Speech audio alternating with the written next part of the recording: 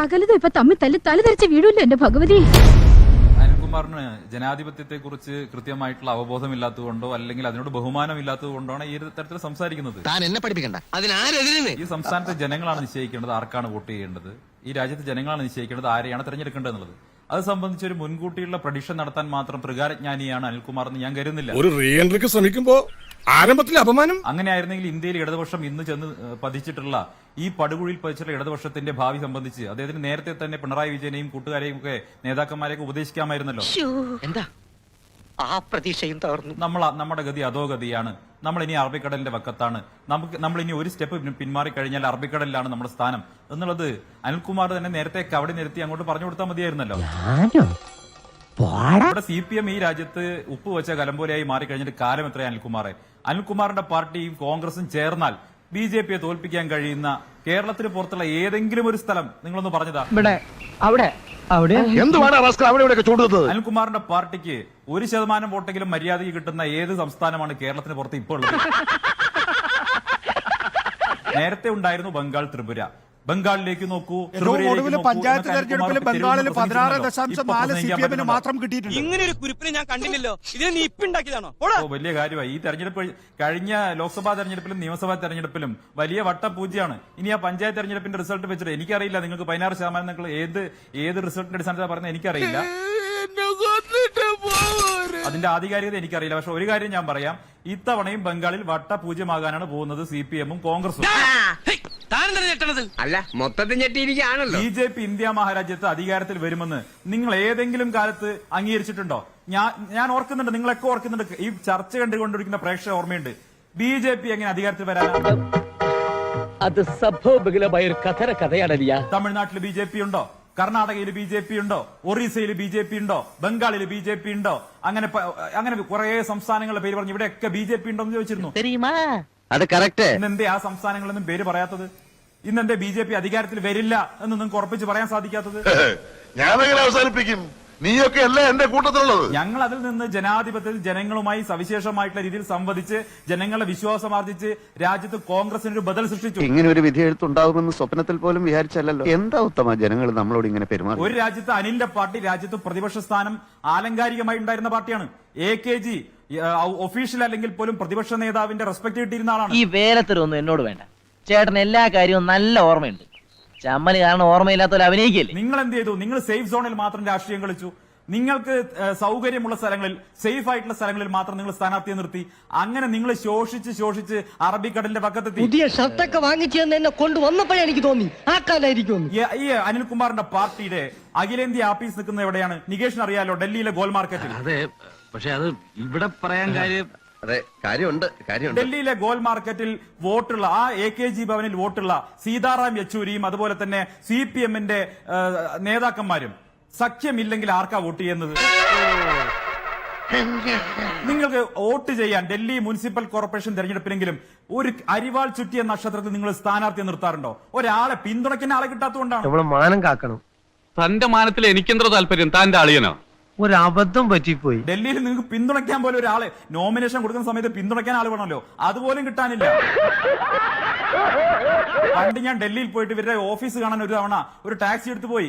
അവിടെ പോയ സമയത്ത് ഞാൻ ചോദിച്ചു, ഈ AKG സെന്റർ എവിടെയാ ചോദിക്കുന്ന സമയത്ത്, AKG ഭവൻ എവിടെയാ ചോദിക്കുന്ന സമയത്ത് വോ ക്യാ ഹൈ സാബ് എന്നാ ചോദിക്കുന്നത്. അവിടുത്തെ ആളുകൾക്ക് അറിയില്ല. അപ്പൊ അത് ശരി. ഗൂഗിൾ മാപ്പിന് പോലും കൃത്യമായിട്ട് കണ്ടെത്താൻ കഴിയാത്തൊരു സാധനമാണ് ഈ AKG ഭവൻ എന്ന് പറയുന്നത്.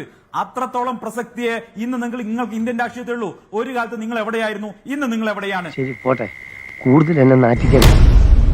സന്ദീപ് വാര്യറൊക്കെ ഈ മോദി ഭക്തന്മാരായിട്ട് അവരുടെ വിസർജ്യങ്ങൾ, അവരുടെ തള്ളുകൾ, വിവരക്കേടുകൾ അത് അപ്പടി വിഴുങ്ങിയിട്ട് അത് ഇവിടെ വന്നിരുന്ന് വീണ്ടും ഛർദ്ദിക്കാൻ ശ്രമിക്കും. എന്തോ ആളാക്കിയതാണല്ലേ നിങ്ങൾ പറയുന്ന പച്ചക്കള്ളം. നിങ്ങളുടെ സംഘി ക്യാമ്പുകളിൽ നിന്ന് കിട്ടുന്ന വിവരക്കേടുകൾ മാത്രം വിളമ്പാനുള്ള വേദിയായി ഇത് മാറ്റരുത്.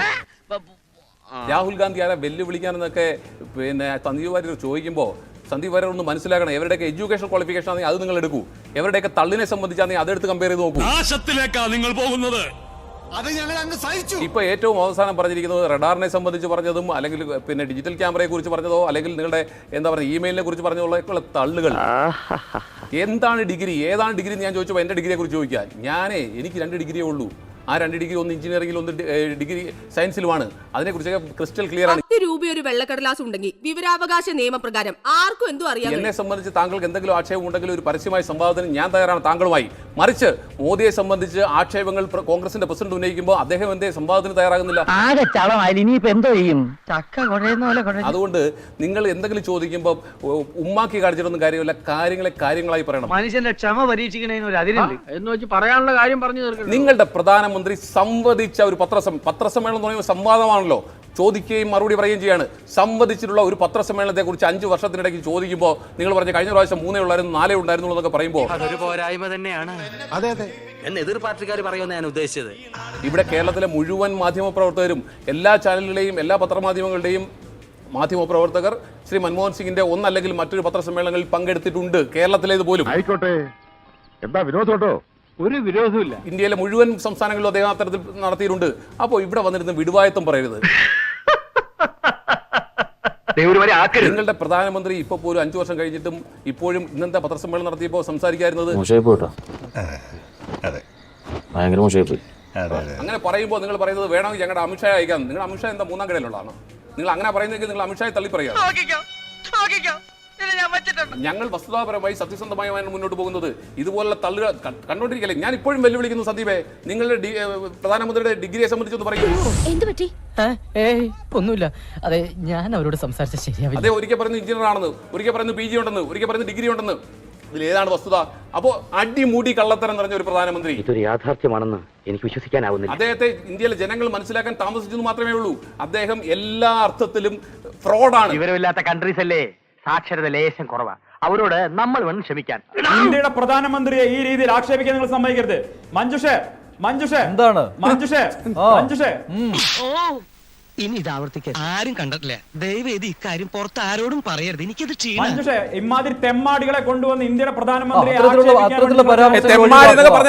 ഞാനിവിടെ സമാധാനമായിട്ട് കഞ്ഞി കുടിച്ച് ജീവിക്കുന്നത് നിനക്ക് സഹിക്കില്ലല്ലേ? നീ മര്യാദയ്ക്ക് സംസാരിക്കണം. നീ മര്യാദയ്ക്ക് സംസാരിക്കണം. അതൊക്കെ നിന്റെ അച്ഛൻ വീട്ടിൽ പോയി പറഞ്ഞാൽ മതി. അച്ഛൻ വീട്ടിൽ പോയി സംസാരിച്ചാൽ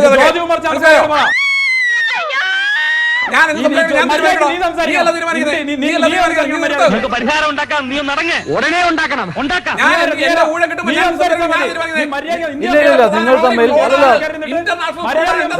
നിങ്ങൾ തമ്മിലുള്ള ഇത്തരത്തിലുള്ള ഇവന്റെയൊക്കെ ജീവനൊരു വിലയില്ലേ? ഇത്തരത്തിലുള്ള വ്യക്തിപരമായ പരാമർശങ്ങൾ വേണ്ട. സന്ദീപ് ജ്യോതികുമാർ ചാമക്കാല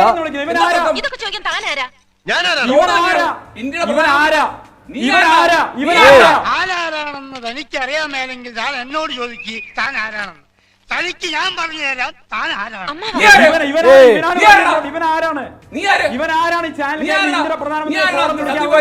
അയ്യോ, ഇത് അസംബ്ലിയേക്കാൾ മോശമായല്ലോ.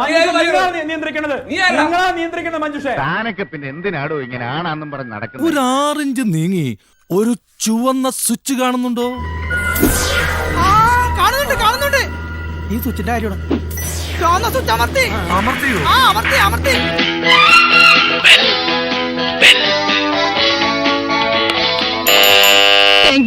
ഈ ഉപകാരം മറന്നാലും ഞാൻ മരിക്കില്ല. ഇതൊക്കെ എന്ത്? അപ്പോ നാളെ നേരത്തെ തന്നെ ഇങ്ങോട്ട് എത്തണം കേട്ടോ. ശരി.